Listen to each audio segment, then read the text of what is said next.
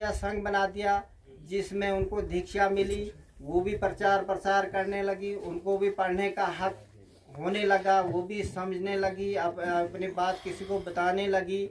उससे पहले तो कोई औरत मतलब अपनी बात बोल ही नहीं सकती थी। अब मनुवाद में ये था कि एक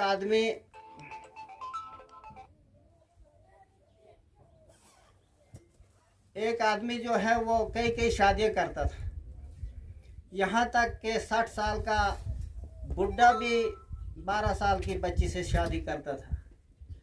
उसके बाद क्या होता, वो 60 साल का जब 80 का हो जाता तो लड़की होती कितनी, 24 की 30 की। बुढ़ा मर जाता, लड़की को जिंदा पकड़कर जला देते बुढ़े के साथ, या भागे ने, इसको तो रखना नहीं है। ऐसी ऐसी कुरीतियाँ जो थी वो महात्मा बुद्ध ने उनको दूर भगाया, और लोग इतने खुशहाल हुए उस दौर में कि मतलब सभी अपने अपने घर में खुशहाल रहे, गांव में खुशहाल रहे। राजा महाराजा जो थे उनकी प्रचार हुआ, वो सारे खुशहाल हुए। अब उससे फर्क किसको पड़ा? उससे फर्क पड़ा ब्राह्मणवाद को, क्योंकि ब्राह्मणवाद जो है वो बैठे बैठे खाना चाहता है। उसका काम तो है नहीं कि वो खेती में खेत करेगा, बेल लगाएगा, फिर तो वो मर गया। उसका काम है बैठे बैठे दूसरों से लूट कर खाना। महात्मा बुद्ध ने कहा कि खुद काम करो, खुद खाओ, सारे बराबर हैं। तो इसी तरह जब काम आगे चलता रहा तो महाराजा अशोक जो थे वो एक बहुत बड़े सम्राट थे, उन्होंने भी दीक्षा ली इसमें। उन्होंने पूरे वर्ल्ड में लगभग बुद्धिज्म को फैलाया। अपने 2 बच्चे थे, एक लड़की एक लड़का, दोनों को उसने भिक्षु बनाया। श्रीलंका में भेजा, भूटान में भेजा, बाहर की सारी म्यांमार वगैरह जितनी भी बाहर की पड़ोसी कंट्रियां सब में बुद्धिस्ट को फैलाया। आस्ता आस्ता आस्ता आस्ता ये काम चलता रहा। लास्ट में डिक्लाइन जब होता है बुद्धिस्ट का, तो शुंग मित्र एक आता है, महाराजा कौन था जी वो, विश्वामित्र शुंग ने जिसको मारा, बृहद्रथ, जो इसका 10वां राजा था। मतलब महाराजा अशोक के बाद 10वां राजा जो था बृहद्रथ, मौर्य डायनेस्टी। तो उसने क्या काम किया, उसने विश्वामित्र शुंग जो ब्राह्मण था उसको अपना सिपह सलार यानी फौजी बनाया, अपना जनरल।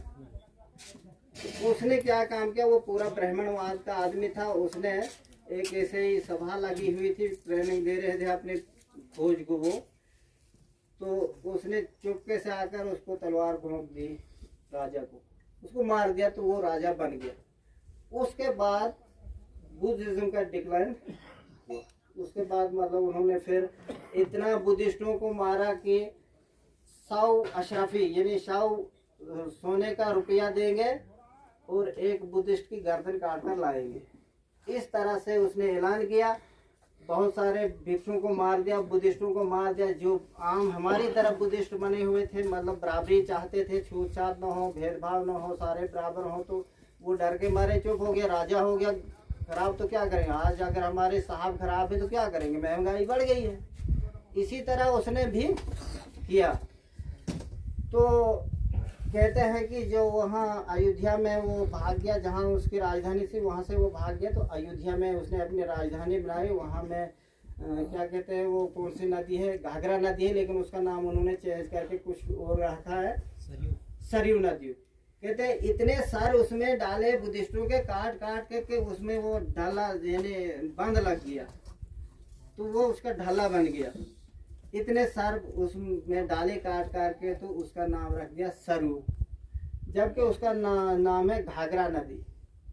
और उसी सरयू नदी उसी 2 किलोमीटर के एरिया में उसका नाम है, आज भी हम रिसर्च करो उसके आगे पीछे वो घाघरा नदी है, क्योंकि वहाँ सर डाले थे बुद्धिस्टों के काट के। उसके बाद बुद्धिज्म खत्म हुआ और ब्राह्मणवादियों ने मनुस्मृति लिखी, फिर उन्होंने रामायण लिखी, फिर महाभारत लिखा। अब ये कहते हैं हमारा करोड़ों साल पुराना है, हमारा इतने अरबों साल पुराना। एक हमारा लेक्चरर है, वो पिछले साल हम मना रहे थे उधर चलती, तो उधर वो है आर्य समाजी, कहता 2 अरब साल पुराना हमारा ये वेद है।